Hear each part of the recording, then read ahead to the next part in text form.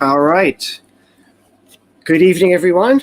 My name is Ken Peplowski, and we're delighted to be able to spend the next hour with you on behalf of the Jazz Cruise and Jazz Times, and it's going to be a fun hour. I'm going to be talking to a very good friend of mine who I've known for many, many years, and we're mostly going to be talking about a gentleman who was a mentor to me and an inspiring force for jazz music for everyone, and my friend's father. And this is Honey Pie, my little pal. We're going to talk about Bucky Pizzarelli, one of the world's greatest jazz guitarists, and a gentleman who sadly left us this past year. But we have so many happy memories, and I'm going to play you one of them right now. This is Bucky and I had a group for 8 or 9 years that did a week at Dizzy's Club here in New York City every year, mostly at Thanksgiving. And we just went through the American Songbook, song after song after song. And this is an example of Bucky Pizzarelli at 82 years old, how he could still turn on the heat and play circles around everybody else.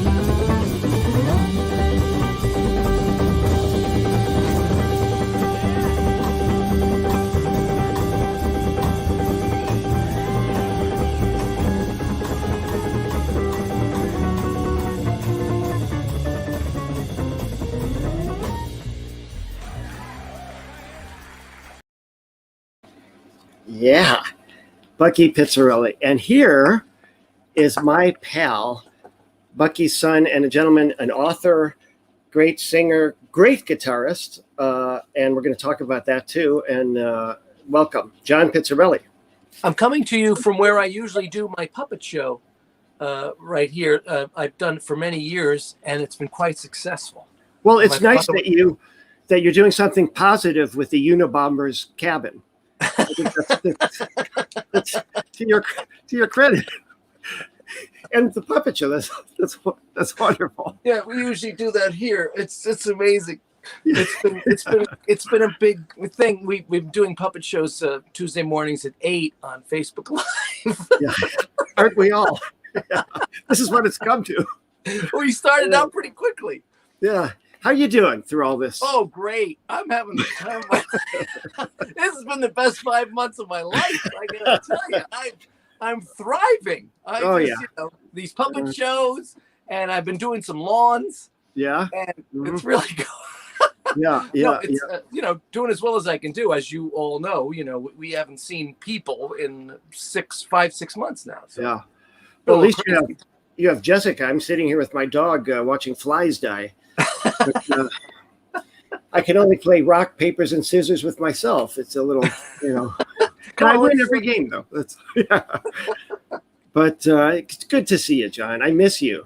I miss you too, and I still think about the great week that we did playing Benny Goodman music at Birdland that we got to sort of reprise on the ship this year on the Jazz Cruise, and I just want to do that like over and over and over again. It's just such Yeah, the time when I play with you is always special musically. I feel the same way. And also, we've talked about this. John was nice enough to play rhythm guitar in my big band one night at Birdland and sounded so great, because you and I have had lots of conversations about this, and maybe we can talk about this in relation to Bucky too, but rhythm guitar is really a lost art, to play that great rhythm guitar. And for people that aren't musicians, Freddie Green was a great rhythm guitarist. The difference, Barry Galbraith. Barry Galbraith, yes. But Bucky was a great soloist in addition to a rhythm guitarist, but nobody could play time like Bucky and lift a rhythm section like that. It was truly phenomenal. Every rhythm section and horn player sounded better after Bucky than before Bucky. And John, I have to say, I mean, you're your own person, but you've got that great sense of how to play rhythm guitar. You really do. And you lifted my big band like that too. And that's why is that such a rare thing to be able to do that? Well, I think that, the thing that Bucky instilled in me, I always, when I say something like that, I think about when Chet Baker said, when I think when my kids instilled in me, and he hadn't seen them in 6 months. Yeah. But what Bucky used to always feel like that afterbeat was really the heartbeat of the rhythm section. So if they were going, boom, gonna love you, junk. There was something about that immediately gave me that feeling of, it lifted everything off the ground. And it's when you hear Freddie Green in the rhythm section, it was always amazing. But Bucky always said that's where that's all at. And Bucky and Jerry Bruno, his buddy who played the bass with him for many years, and then when they would do that, you would just go, this thing is romping on, because they've got the foundation laid out for whatever's going to happen on top of that. And it was such a gift to be part of that was the first thing we'd always say, let's make sure we got Kakuzo and Martin and Bucky and Ray Kennedy or whoever's going to do it, because when they put that down, that's going to lay everything right out the way it's got to be. Yeah, and also the length of the notes and the voicings. And the other thing about great rhythm guitarists is they can play in any kind of band. And there are some rhythm guitarists where all of a sudden it feels like it's 1930, which maybe to you and I isn't a bad thing. But if you're playing, let's say, with a bebop group, you don't necessarily want that. Bucky could play with anybody and know how to make it fit and add to the groove. It was amazing. And he did. That's the thing too. He played with Miles Davis and Ron Carter and a lot of different players, and always managed to make his thing work. And everybody got along and respected what everybody else did. And it was so beautiful how that happened, and for some reason, Bucky always made it work. I find myself in rhythm sections at times going, am I the 1930 guy? That's always the other. Not at all. No. You're just not that good. Anyway, we. How about 1920? 1920, yes. I knew it. No, but you really have that. I mean, did you do, and I'm not just complimenting. I told you this the night you played with my band. I was so moved by the way you sounded with the band. And did you learn directly from him in that? Did he tell you things, or was it just you sitting there listening to him? No, I sat. Honestly, the moment of like where the lights went on was I did my first gig in New York was at Michael's Pub, and the other guitar player was Alan Hanlon. And Alan played all the electric verses with the singers, and I was just the rhythm player, and I had my father's blonde D'Angelico. And I would sit there, and the first couple of nights I was playing the full chords. We're trying to get in here so you can see it. Playing the full chords. I was like going, I was sorry. I wanna be happy, but then all of a sudden I found the sound that my father was getting on the records, and I went, oh. And he was in Nice for that summer, and then came back for like the last. I said, I think I found, I said, you got to hear what I'm doing, and I felt like he never. It was like there was this moment where he would just go, that was good, it was good, it was good, it's good. And then I played on a James Taylor record where I played rhythm guitar. I played the verse with James on the 7th string, and then he went, I was a mean old man. And I played it for Bucky, and I remember after the first chunk, he said, who's the rhythm guitar player? And I said, thank you very much. Yes. Good night, everybody. Yes. It took about 40 years, but that's still the moment in my heart where he said, "Who's the rhythm guitar player?" So I was like, "That's me." That's all you need, right? Yeah. Yeah. That was all I wanted. Did you go through a period where you felt like you had to, in a way, distance yourself from him to be your own person, or did you never have that feeling? Wake up. No. Well, there was a moment where I felt like I was going to try and write songs and be sort of a pop artist. I mean, being a fan of the Beatles and James Taylor and Jackson Browne and Michael McDonald, I always felt like I was going to write these songs and have some sort of thing. And Nat King Cole changed all of that, really. It was that was the thing. And then, so I had a moment of rebellion for about 20 minutes. And then, but it was when my father said, you should hear those Nat King Cole records, that I said, oh, it had everything that all this bad original music that I was writing had. It had a sense of humor. It had a great rhythm guitar player who also played solos, but backed up the band. And there was Nat Cole singing songs that were about Route 66 and Straighten Up and Fly Right and Frim Fram Sauce, because I could not sing Night and Day at 21. I knew I found songs that I could sing until I matured at 59. And holding. we're the Jack Benny's of jazz music. That's right. I'm 59 too. That's funny. God bless you, Ken. But are we done? No. But now you see you've done it to me again. Incidentally, going back to something you talked about, people don't realize Bucky actually played on one of the Miles Davis electric records, when he went electric, one of those crazy late 60s things. That's him on one of those. Do you know which one it is? Because my brother found it a couple of months ago and played, and it's like in a weird time signature, and he's like got to play boom, but beam, bum, but he's playing some kind of single note thing.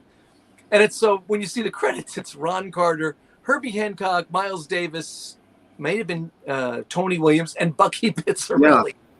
And it's just crazy. Yeah, but that, I've always felt musicians, it's like a family. Like we all appreciate what everybody does for the most part. It's some people, but it's sometimes the outside forces, some of the critics and some audience members, they like to put people in boxes. But Bucky could play with anybody. I have a recording at home of Herbie Hancock subbing for Hank Jones at the Rainbow Room with Benny Goodman in 1966 when he was playing with Miles Davis, and he sounds fantastic. He reins everything in, and so. Well, it's not even about reining in, but knowing the situation. Yeah, that I'm with Benny Goodman. Here's what I'm gonna. That's a true gift to know the room that you're in. Yeah, it's not about saying, okay, I'm gonna do my thing here. Even playing rhythm sometimes isn't gonna work in certain rhythm sections. You have to find your moments. So, am I moving my hands enough? Yeah. Put on a striped shirt, and you'll be doing a mime act. Okay, Man Walking Against the Wind. Go. That's. How about the elevator? Yeah. Going down the stairs. Remember that routine? Yeah. Sorry. We're almost done, right? No. We've talked about this too. The famous Odessa Jazz Party. There still is actually, but one of the oldest jazz weekends. It actually was a week long in the old days. But did you do any of the week long ones? Not the week-long ones, but I did, I think, when it was like 4 or 5 nights, and then it gradually kept cutting down. The first one I did was in 1980 at the Inn of the Golden West. And I don't know how they got me on it because I knew 6 tunes and 3 of them were Honeysuckle Rose. And I remember Red Norvo did 1 set a night, and it was always with Bucky and Jake Hanna and maybe Michael Moore and somebody else. And Yank Lawson was there, Bob Haggard. I remember sitting on bandstands going, why am I here? It was so exciting. But again, we've had this conversation that most of those musicians, that crowd, if you could play, you were in. They might razz you a little the first time or so, but they'd accept you and even defend you, and try to get you work. And I had a really nice encounter with Bucky and Milt there the first year I did that party. I was scared to death, as I'm sure you were in 1980. I think mine was 1984 or 5. And, you've always been a little behind me. You've always been a little behind me. I've always been a little behind you. That's a joke. For the Zoom people. Puppet show, yes. But, I was frightened to death. All these legends were there. Buddy Tate, Al Gray, Yank Lawson, Teddy Wilson was doing it some of those years. And so, and Flip Phillips, the great Flip Phillips. And Bucky and Milt called me up to one of their rooms after everything had ended and said, bring your horns. And we just played songs for like 2 hours. And that was their way of accepting me. My wallet was missing afterwards. But, that goes with this. Bucky had a way of doing that. Bucky had a way of never spending a dime. Which, because folks out He's there. The Jack Benny of jazz. Yeah. But first of all, Bucky truly was, if not the most well-loved man in the music business, one of them, because nobody ever had an unkind word about him. Now, that's what, I will say to you, the night that he passed, you called me. You were the second call, or I think, and you had said no one will ever say he was a jerk. Yeah, true. Yeah, but because of that, he went through life, get free suits, never spend a dime on anything. And the running joke was he'd have the same $100 bill from 1930 in his pocket. And I experienced this. I drove him to a gig in New Hampshire, and he says, I'm hungry. Let's stop somewhere. And so we stop, it's fast food joints, and I said, Bucky, but there's a place called Panera, the sandwich company. So we go in the sandwich company, and he says, tell them I want some scrambled eggs. The one thing they don't have on the menu, it's sandwiches, Panera Bread Company. So I said, no, Bucky, they don't have scrambled eggs. He says, well, tell me what they got. So he made me read the entire menu to him until we got to the last item, which was a grilled cheese sandwich. And he said, that's for me. And then he did the usual. He pulls the $100 bill out of his pocket and starts laughing and puts it back in his pocket again. But we could never get mad at him. Of course, I'm going to buy his meal. He's Bucky Pizzarelli. Of course. Well, I did a gig with him in a college town in Illinois, and we had to play in the afternoon. And we got into the town. It was we had driven in from Indiana, and we got there, and there was a Cracker Barrel, and it was afternoon. And he said, well, "Let's get something to eat before we go to the thing." And he was the only guy who could talk the waitress into giving him scrambled eggs at that time. So, well, we don't really have. Oh, you get me the eggs. Of course. And next thing you know, eggs is everything. He could manage to. Yeah. He was very good at that. Oh my God! In later years, he as you know, he traveled with nothing, just a guitar and a suit, and it could be 4 nights. And we're staying at a Motel 5, and he always managed to get them to give him shaving stuff and toothbrush, toothpaste. They're going shopping for him, But he was such a lovable guy. He'd sit, at these jazz parties. He'd sit in the lobby. Yep. Just wanting to talk to people, and he'd have his guitar there, and he'd get it out. And I used to want to kill him. He would, at what, 87, 88 or 89, we would play at the Colony in Palm Beach, and he would come down an hour early and sit in the lobby and talk to everybody. And I was just sort of, Yeah. you know, don't wear yourself out. Yeah, I'm gonna talk, you know. Then he'd Yeah. be on the bandstand and he'd turn to me, "What key is it? Are we in B flat?" Yeah, My Blue Heaven. You remember that one? You know. Yeah. But he loved being in contact with people and Yeah. seeing all the people who loved him so much. And it was a mutual admiration society between him and his fans. Yeah. Hey, Not exactly his family, but his fans loved him dearly.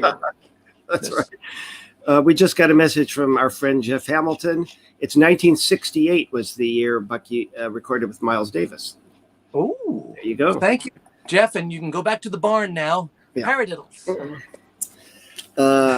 Jeff Hamilton. Actually, in '69 was Motions and Emotions with Oscar Peterson, which we were listening to tonight, which is so beautiful. Mm-hmm. I'm So back. we have some questions from I can only imagine.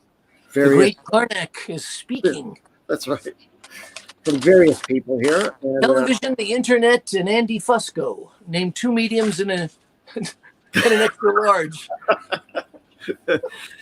now you have to see. Nowadays, you have to explain Karnak. I know, it's terrible. Yeah. There's Kids 6 these people days- out there laughing, Yeah. and 1 person drinking a light beer. There you go. Well, this question. Okay, let's. What was the very first tune Bucky taught John to play on his guitar? Did he teach you a song? Actually, yeah, I think the first one, everybody learned Chickenella Swing. It's an old Carl Crest, Dick McDonough guitar duet.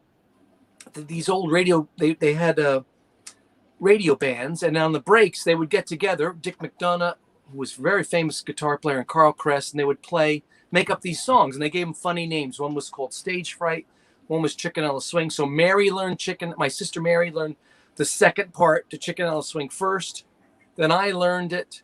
And then when my father, I realized from an interview once, my father said, the kid came home one day and they were playing that Chicoria Spain. And I said, how'd you learn? I said, well, we learned it off the record. So he gave me his George Barnes Bucky Pizzarelli record. And he said, learn some of George's parts and we'll have some more duets. And so when I would go to his solo gigs, I think the next one was Honeysuckle Rose. So Chickenella Swing first, Honeysuckle Rose second, and the rest is history. History.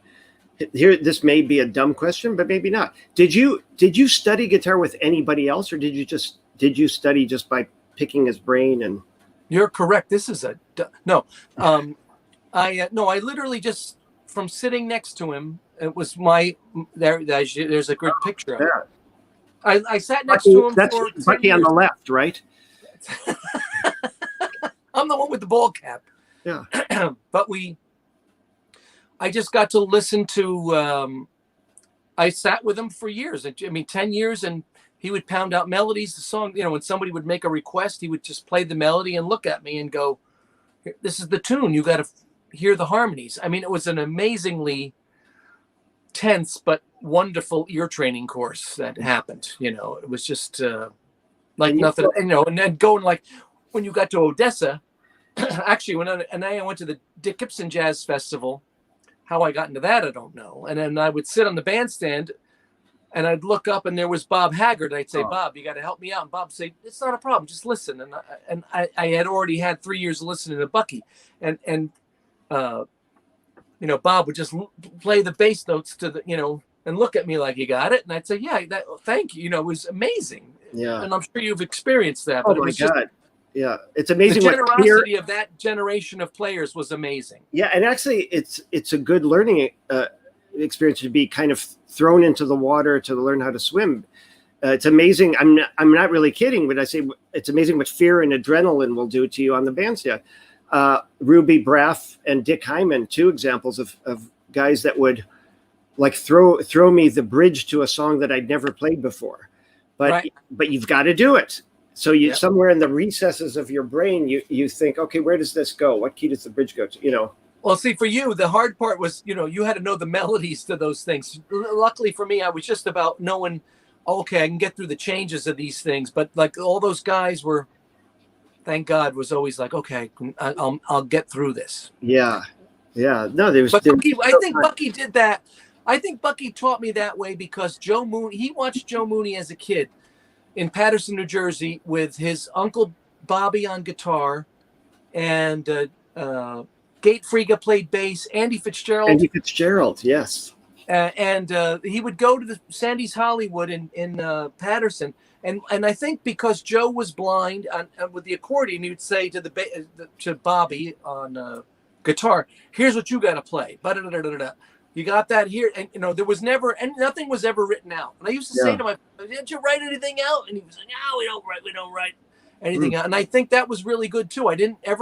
We never looked in the real book. There was no real book. That's exactly right. And we would do... This was the real book. Yeah, we would do what they call in New York club dates, other places casuals or weddings, private parties. And you'd have to, for 4 hours, you'd have to fake your way through Cole Porter songs, Gershwin songs, top 40, whatever people wanted to hear with no music, entire bands of that. But I want to say, too, for people that don't know, Joe Mooney was a brilliant accordionist. Bucky gave me lots of cassette tapes of that.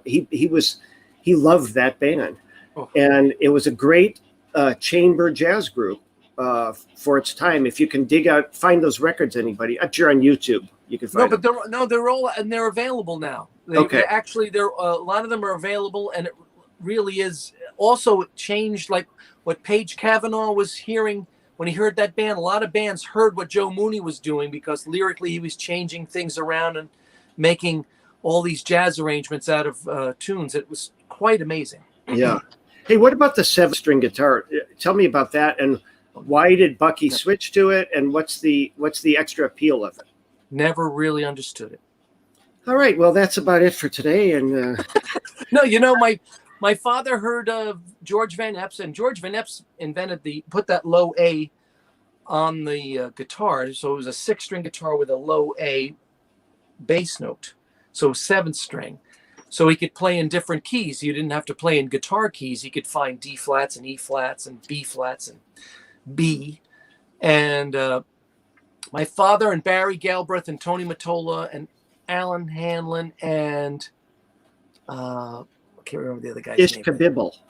And Ish Kabibble went to see George Van Epps demonstrate the now commercially made Gretsch guitar in like 1966. And my dad bought it and it stuck. He was like, "I'm going to make something out of this," and would play a lot of gigs doing that. And it changed his life because there he was with Zoot Sims or with Les Paul or with whomever, just in duo setting, and he had a bass note and chord, and it was really amazing. And it was a game changer. And the first gig, because I would play it with my friends and things, and when I learned all the George Barnes parts, I had a 6-string guitar. And then one day we were going to a gig in the Morristown Library. You probably played there. Yes. And don't brag.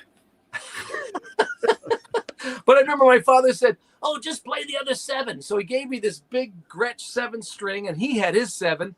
And now I'm all of a sudden like on the gig going, "Oh, there's another string." But like that was what became how we would do it. He would say, "You can accompany me and I can accompany you." And it was an amazing little bit of business that he thought, everybody's playing a 6-string guitar, I'm going to move on to this. And nobody else did for a long, long time. Yeah. And he stuck with it for the rest of his career, right? From 66 till April 1st of 2020. Yeah. And you mentioned Zoot Sims, one of the all-time great jazz tenor saxophonists. He was at your house all the time, right? Yeah, we used to. He was always the day after Christmas. There were about 4 or 5 days after Christmas that he showed up with his wife Louise, and one year he played my sister's band clarinet. It was like, "Let's have a jam session." So Mary brought her clarinet down, and Zoot played it, and Bucky was playing, and we were all standing around. And then those days, Martin had a little bass, and so. We played Out of Nowhere, and there was a fire, and Zoot said to Martin, "Just keep an eye on the fire, make sure the fire stays going, Martin." And we were playing Out of Nowhere, and in the middle, Martin got a little lost, and he said to Zoot, "I think the fire needs tending." Like, Oh, no. And Zoot, when he was playing the clarinet, would play something, and he'd say, "That's a Goodman lick," and he'd go back to playing. But and he'd come to play ping pong. He was a great ping pong player. Oh, wow. And so we got to. I mean, it was amazing. You go, oh, that was Zoot Sims. Yeah. My favorite Zoot comment of all time, I've told this on the stage, but he was like all of those guys. He was very funny, Oh, and yeah. so they drank a bit too, and so he's playing a club somewhere, and an irate customer approaches him on the break and says, "Mr. Sims, how can you play drunk?" And he looks at this person. He says, "Because I practice drunk." Yeah. It's brilliant. That's like when he was in the hospital near the end of his life, and someone said, "How did it go last night?" And he said, "I took a turn for the nurse." And I thought about. Can I say that on? Can I say that on television? You just did. I took a turn for the nurse, and I thought about you. Puppet shows every Tuesday. Exactly. Okay. Here's a question from John McClure and Art Pizarnik. John McClure, the founder of the Newport Beach Jazz Party, along with Joe. And they have. Oh, I'll paraphrase this question. Can you ditch the other guy, Ken? He's holding you back. Well, I'll ask the next one. You didn't hear that, did you? Heard Okay, what? good. Did you feel like you went through a phase where you felt like you had to play different so people didn't compare you to Bucky, or did you just not care because he was one of the greats? No, you know what? I knew what I could do on the guitar, but in my Jay's days, at Jay's, there was a club called J''S up on 97th and Broadway. We all played there, and the group with Gary Haas and Bob Patterson that I played at every Thursday nights, I was supposed to play like Jim Hall, in a sense, and I really wasn't familiar with Jim Hall's playing because of the records I was listening to. And so I was doing this thing, and there's still people to this day said, "Oh, it was great what you were doing up on Jay." And I was just like, I was swimming up. I didn't know, where I was at. And there were a couple of times I got to play with you. I was like, oh, guys who play my tunes. But I mean, there was that time when there was a lot of the Bill Evans repertoire was assigned to me, Alice in Wonderland and things like that. And real book stuff. Yeah, and I was learning them, but I was sort of going like, it's not my thing really. And I was lucky that right at the end of that, around 1990, that Chesky found me, the Chesky label, that I got to make a record of standards. They heard me up there, but it was really uncomfortable for me. And but that was about the only time. Everything else I was doing with Bucky, it got more and more fun as I got better. That was the thing. I started with him when I was 20. So by the time I was 45, I was up to like actually playing with him. I could play solos. He would say, "Oh, you play for a while." That's great. There was a group 25 years. Wow. There were a group of then younger musicians that I would say the early and mid 80s around New York that were into standards, and that was unusual back then, as you pointed out. We were the outcasts in a way. Yeah. But Scott Hamilton and Warren Vichet probably came first, maybe a little bit before us, and then they were the first. They were the first guys in 1980 at the Odessa guys. They were the young guys in Odessa. And then there was, Howard Alden, the guitarist, and Dan Barrett, the trombonist, and Chris Flory. Yeah, but we all kind of found each other and played a lot of that. We were just into playing standards, which now is very accepted. But back then, I remember a critic who, shall remain nameless, Gary Giddens, called us all young fogies.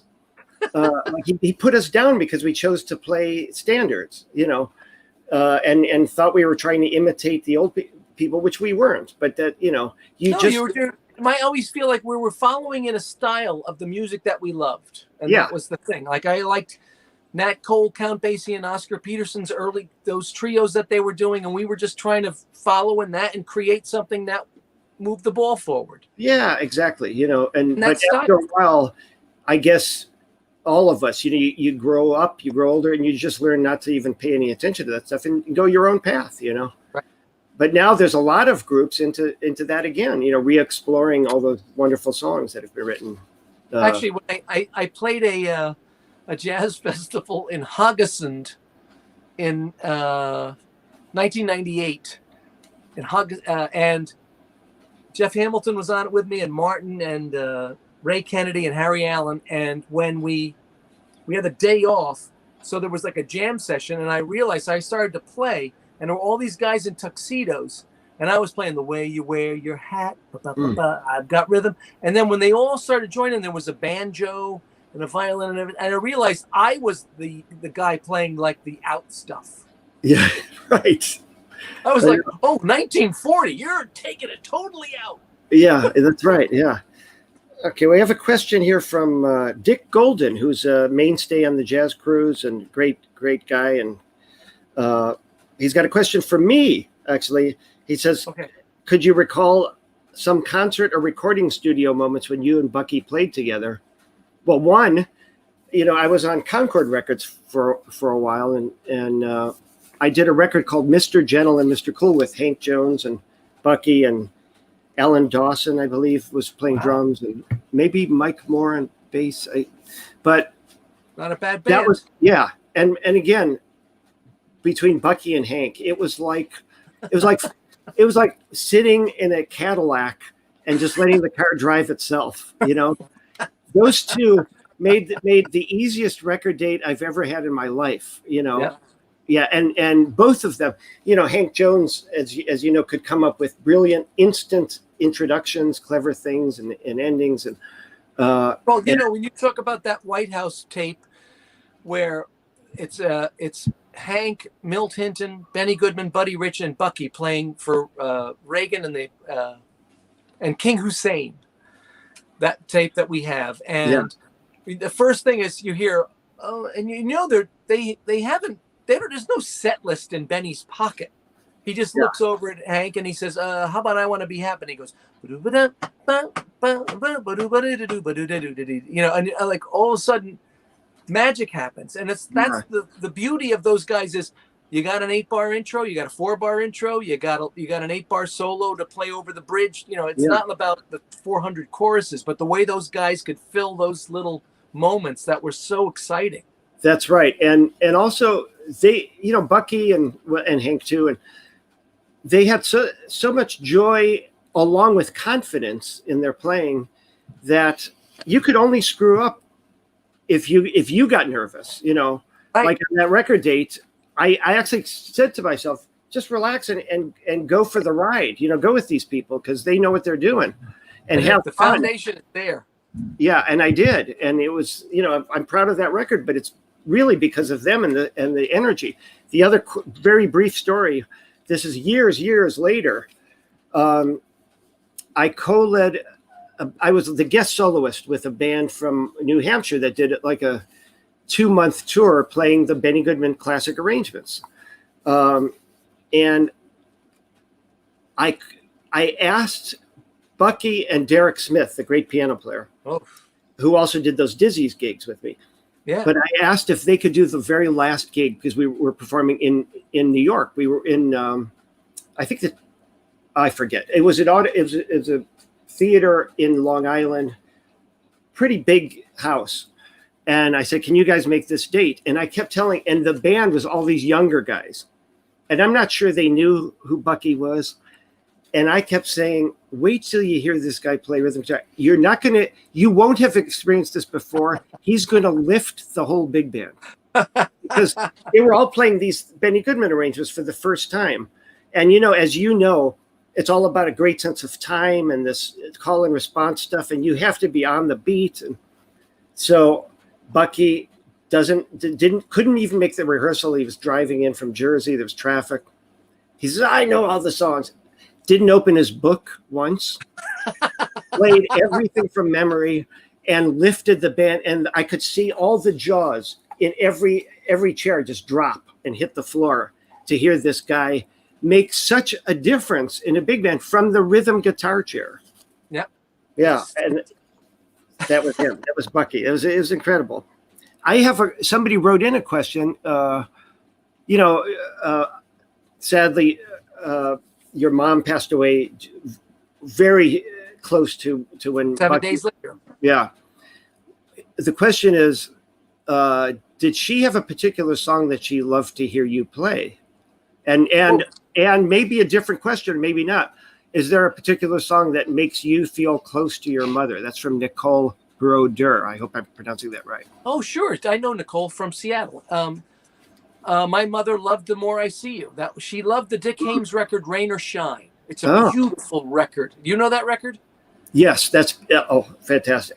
Ian Bernard did most of the arrangements, and Johnny Mandel did some of the arrangements on it too. And she actually, the night she passed, I put that record on, as a matter of fact. And she always loved Dick Haymes singing The More I See You. So I've played it a couple of times, and I can almost get through. Yeah. He even sang the verse too. Each time I look at you, it's like the first time. It's beautiful. So she always loved that tune. And she was always good at picking out, like we did a ride one day in Florida, and we were in a van with Ray and Martin and my dad and my mom, and we were listening to like one of those music of your life stations, and she picked out every singer. She could tell everybody. She was a fan, that was her thing, knowing all the singers and all the bands and things like that. It was really it's quite sweet. And then there's a follow-up question. Why did she hate you? Because I didn't like her eggplant. Okay. Thank you. I just thought there was too much cheese. Good. Too much cheese. So your next book title. That's right. You know what that means. This is an interesting question. My voice is changing. Also from Dick Golden. What is the story behind your dad getting the nickname Bucky? All right. No, his father had made his way to Odessa, Texas in the early 1920s and loved all the cowboy, Tom Mix and all that stuff. And so he nicknamed my father Buckskin as a kid, and it turned into Bucky. So that was the thing. And his favorite song was Red Wing.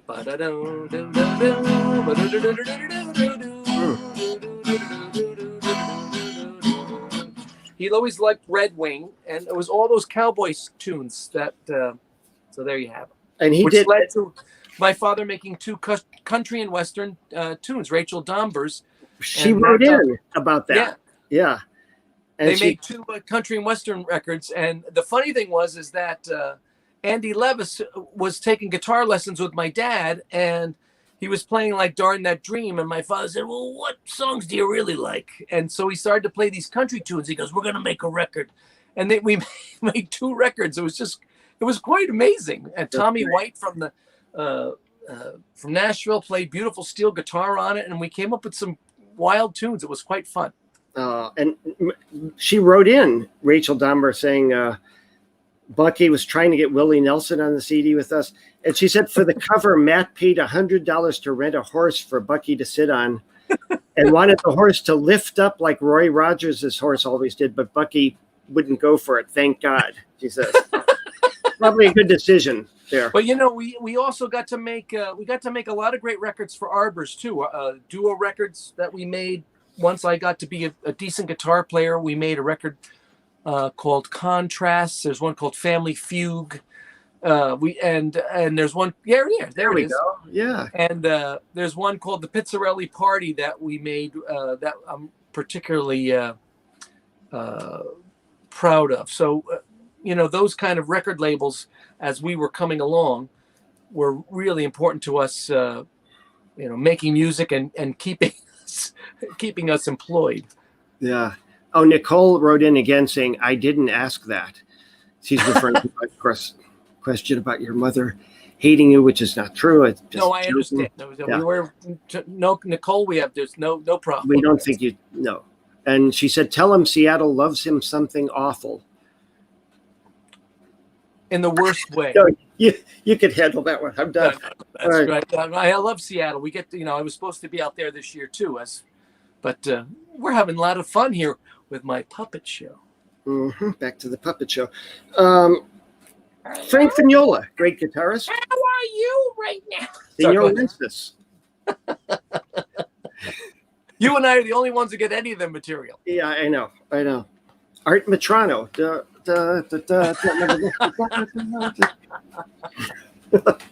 Nothing. At least we can amuse each other. Okay. sitting around watching paint dry here in my house, and it's a little lonely here. I talk to a drunk guitar player. Weird. Frank Vignola, another wonderful guitarist, friend of ours. He says he loves Bucky's recording with George Barnes, 2 guitars, live at Town Hall. He says it's a classic.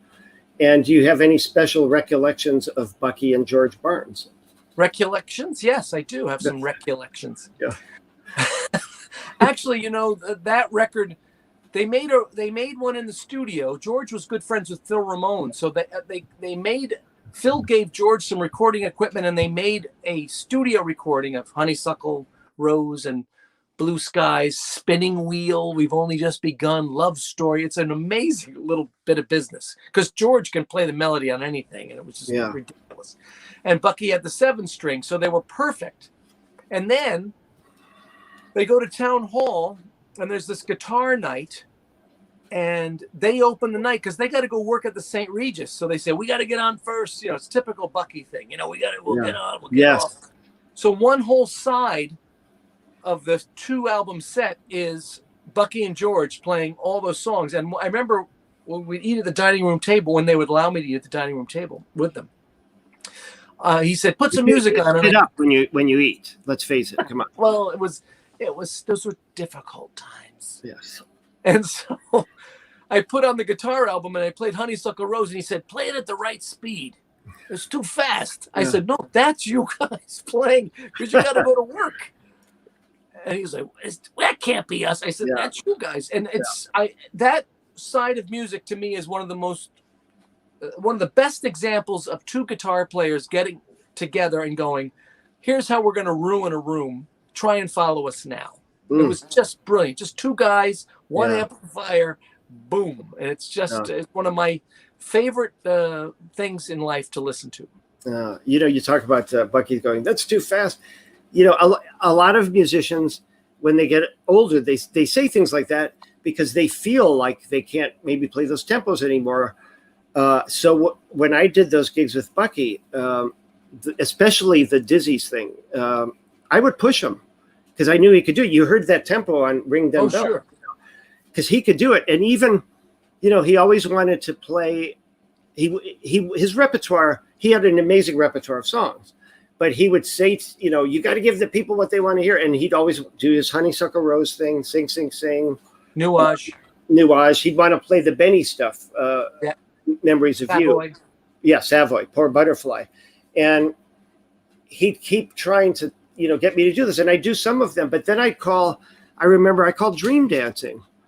And I said, do you remember that one? He goes, like that, and I said, well, should I give you a lead sheet? No, I don't need a lead sheet. And bam, one chorus. He heard Derek Smith play Through the Chains. It came right back to, and he played the most beautiful solo you ever heard. So it was all still in there, And those are the things that when we made those little duo records, like the contrast was a lot of the material we had already been playing. We did one for the Victoria label called Together, and I kept saying, well, let's do Dinah, let's do this one, let's do that one.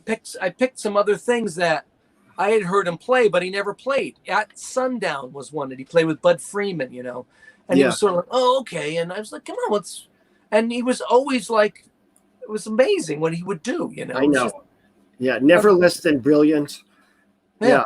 And there's a part of what he said that was right in that, and I learned this from him, like it's nice to kind of take the audience by the hand a little bit and give them some things they're familiar with.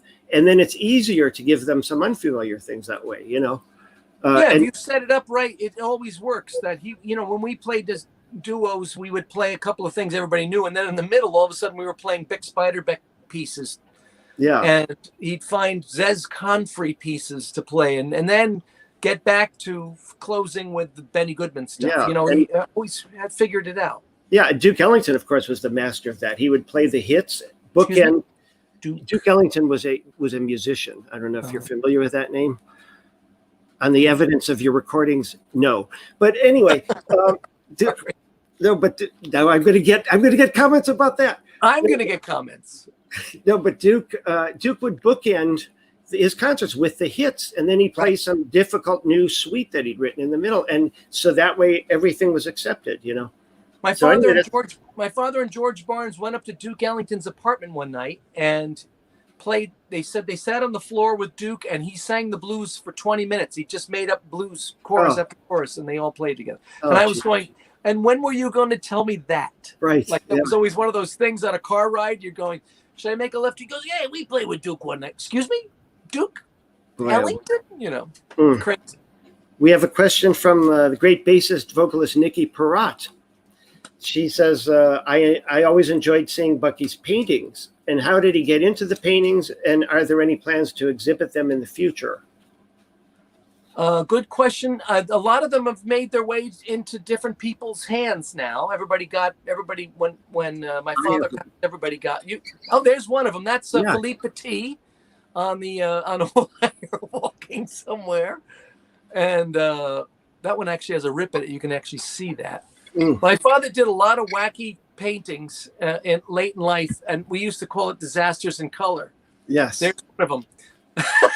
The Hindenburg. But like the Hindenburg was a big moment for my father because they all got out of school to watch the Hindenburg fly over the Patterson Falls. So that was huge. And then when it, so anyway. But he and then he did one of the Titanic. Yes. So that's why we called it disasters in color. Yeah. He gave me the Graf Spee, it's the German U-boat thing with. Oh my God. And then he did one like a John Bunch, which I can't even talk about. Okay. I remember the Achille Lauro was one of his paintings. Oh, it's just terrible. I mean, but he just had this. He would paint, and he would do, also paint the boathouse out by our house and the river and trees. But then he had like this really, warped sense of humor about the painting. Yeah. So, but when did he start doing that? He always he liked drawing since he was a kid. That was always one of his things that he liked to do. I used to like to draw when I was in grade school, and I'd draw something, and I like to draw pictures of sports figures, and I'd say, I want to draw me a picture of Bill Bradley, and he would wig it out for me and do stuff like that. But he always painted, and his paintings are very near and dear to all the Pizzarelli children. I have a question here from a Jazz Cruise regular from East Lansing, Greg Hill. This is a good one. He says, as a teenager, what music did you play to annoy him and demonstrate your independence? You couldn't annoy him. You know what annoyed him? Volume. That was the one thing. Like, even as I got older, he'd say, his band played so loud the cops came over. And that was like his favorite thing, is that when we played outside and the cops came one day, that became like the cops came every time, even though it was once. Yeah. But that was the only thing that he didn't like, was the volume. He actually dug the tunes. If he heard a certain tune, he'd say, well, that was really good. Well, who was that? Or what was that lick I just heard? Or certain things. He sort of liked contemporary music for the most part anyway. Well, of course, he also played guitar on a lot of rock records in the 60s that people don't know about, because they to this day, some people think that the band is actually playing on those, especially the American bands. It was, sometimes just the singer was on it, and then it was a studio group. And Bucky, of course, did. Well, he was on Runaway, Del Shannon's Runaway, with Milt Hinton and O.C. Johnson. Saul Schlinger's on that record. Yeah. I saw the thing, and the guy from the Del Shannon fan club set up a whole camera to interview him about the session. And there's the picture of Bucky and Del Shannon. And at the end, when the guy asked him some 60 years later about the date, my father said, I don't remember anything about it. So that didn't go very well. Well, but, you're talking about a guy who did thousands of record dates. And I mean, to think about Bucky and Milt Hinton on every day. They were on Dion and the Belmont records. Yeah. All those and then TV shows. He was on the Dick Cavett show, and that's from Odessa. That's Bucky and Milt. Yeah. I mean, those two guys, that sums up everything. Yeah. Just to tell people what it was like before our time, actually, in the 60s, they did so many dates, they left amplifiers around town in different studios because they couldn't have time to haul. My father was the president of the amplifier club. All the amplifiers had locks on them, so if you were in the club, you got a key. And somebody told me a year or two ago that they had one of the amps with the lock on it. Wow. that those guys had. And they even traded guitars. Like, I think the guitar that Del Shannon is playing in that picture is Al Caiola's guitar, you know, Oh, because wow. they left guitars in lockers at Yeah. studios. Yeah. Here's this is a good question, which might be a good wrap up question from Scott. I hope I'm pronouncing this right. Scott, is that how you pronounce it? No.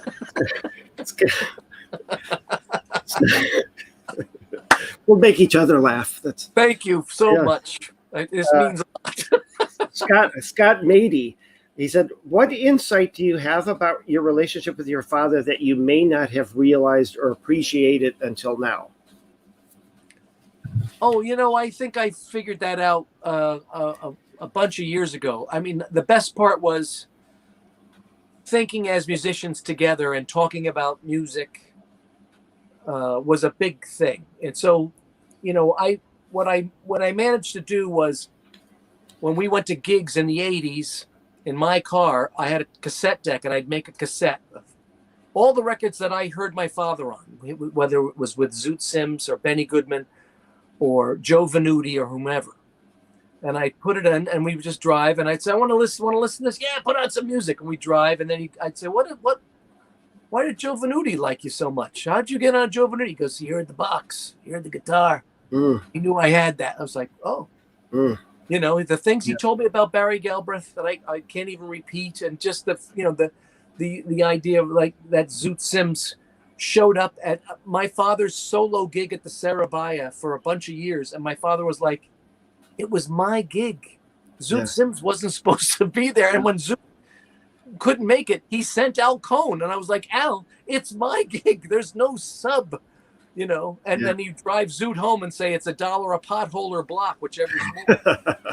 But I mean, those kinds of things that I got to hear, and the idea that when he got older and listened to what I was doing with my career and with Jessica, and like there's the record he made called Flashes, where he speaks about each song on the record before he plays it. And I was thinking, and there was some magazine that wrote, should have been more music, less talk. I said, I would have loved to have heard George Van Epp say, the reason I'm playing this song.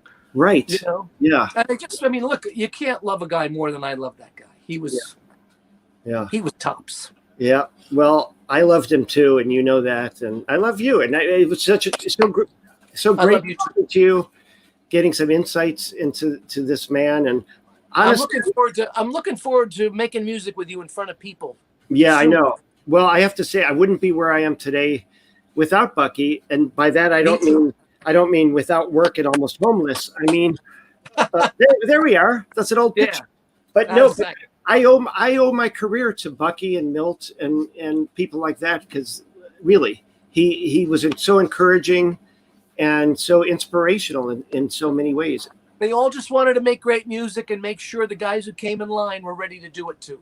Yeah, that's right. And so thank you, John. And I have a bit of housekeeping here. John and I are both going to be in Las Vegas. The Jazz Cruise is going to Las Vegas in 2021, February 21st through 26th at the Encore Resort and Hotel, because, you know, we're rather than taking a chance on being at sea, we're going to do 5 nights on land, and it's going to be fantastic. Go to their website and check it out. There's a great lineup. It's really going to be fun. I encourage you. It actually might be the first major jazz event to happen by then. And so please get your tickets. And what else? Oh, next, don't forget, John has a weekly streaming. Tomorrow night, every Thursday, it's 5 o'clock somewhere. We do it at 6 o'clock Eastern on my John Pizzarelli official page on Facebook. So join us. We do an hour of music, and we feature the gluten-free singers, Jessica Molaski and Madeline Pizzarelli.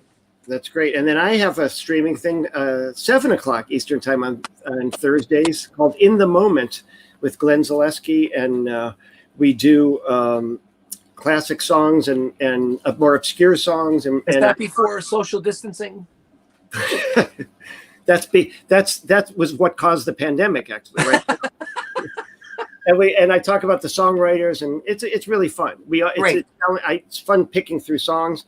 Also, next week, September 9th, back to 8 o'clock for this Jazz Cruise series, and I'll be talking to Paul Loudon, who's a great musician, a promoter, a raconteur, and actually owned and ran the Sahara Hotel for many years.